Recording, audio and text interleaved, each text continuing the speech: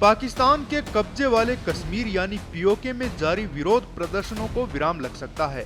प्रदर्शन को अब तक 5 दिन हो चुके हैं। इस दौरान पूरे इलाके में जबरदस्त विरोध प्रदर्शन हुए। इन विरोध प्रदर्शनों की आग में अब तक 12 लोगों की जान चली गई और सैकड़ों लोग घायल हो गए। हालात इतने बिगड़ गए कि अब पाकिस्तान सरकार को आखिरकार प्रदर्शनकारियों से समझौता करना पड़ा है।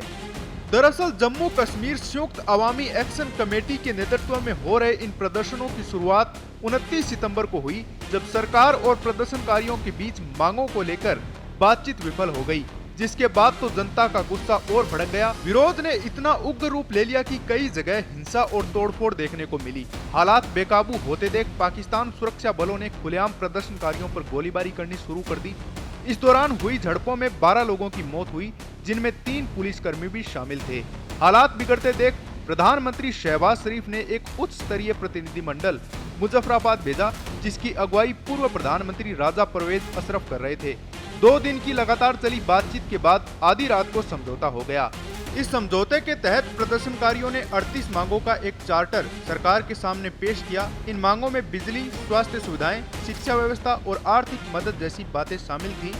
अब सरकार ने इन 38 मांगों में से 25 मांगे मान ली हैं। इनमें हिंसा में मारे गए लोगों के परिजनों को मुआवजा देने की बात, हिंसा में शामिल लोगों पर आतंकवाद की धाराओं में केस दर्ज करने का फैसला भी शामिल है। इसके अलावा सरकार ने यह भी वादा किया है कि मुजफ्फराबाद और पुंछ में 2 नए शिक्षा बोर्ड बनाए जाएंगे। साथ ही हर जिले में MRI और CT स्कैन मशीनें चरणबद्ध तरीके से उपलब्ध करवाई जाएंगी। हेल्थ कार्ड योजना को भी 15 दिन में लागू करने का वादा किया गया है। बिजली व्यवस्था सुधारने के लिए पाकिस्तान सरकार 10 अरब रुपए देगी। इसके अलावा नीलम वैली रोड पर 2 टनल बनाने और मीरपुर में अंतर्राष्ट्रीय एयरपोर्ट के निर्माण की संभावनाओं पर भी काम शुरू करने की बात कही गई है। प्रॉपर्टी ट्रांसफर पर लगने वाले टैक्स को पंजाब और खैबर पख्तूनख्वा के बराबर किया जाएगा। पूरी प्रक्रिया की निगरानी के लिए एक विशेष कमेटी बनाई जाएगी। बता दें कि प्रदर्शनों के दौरान पीओके में लगभग सब कुछ ठप हो गया था। ट्रांसपोर्ट बंद हो गया। सड़कों पर सिर्फ मोटरसाइकिल और कुछ निजी वाहन ही नजर आ रहे थे।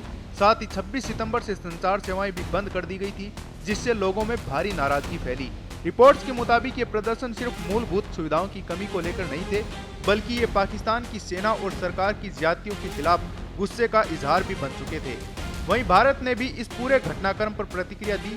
विदेश मंत्रालय ने साफ कहा कि ये हालात पाकिस्तान के दमनकारी रवैये और संसाधनों की लूट का नतीजा है। भारत ने इसे मानवाधिकार उल्लंघन करार देते हुए अंतर्राष्ट्रीय समुदाय से पाकिस्तान को जवाबदेह ठहराने की मांग की।